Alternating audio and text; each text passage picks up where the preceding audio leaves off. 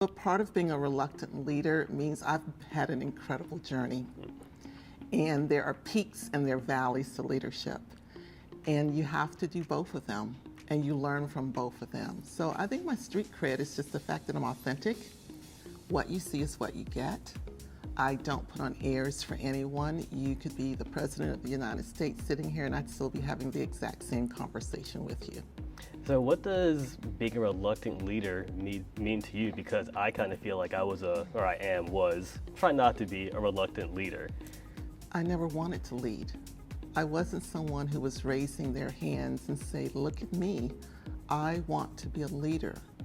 But what I did do is that when opportunities presented themselves, I always said yes when others said no.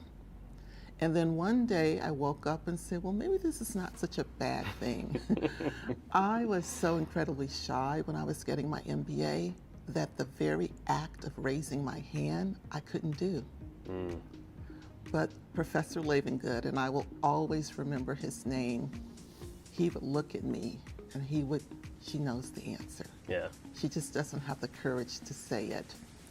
And so between Professor Lavengood and a wonderful mentor I had when I worked at the American Heart Association, John Paul, they began to pull me out of some of that introversion and that shyness and to help me understand why it was important to have my voice in the room.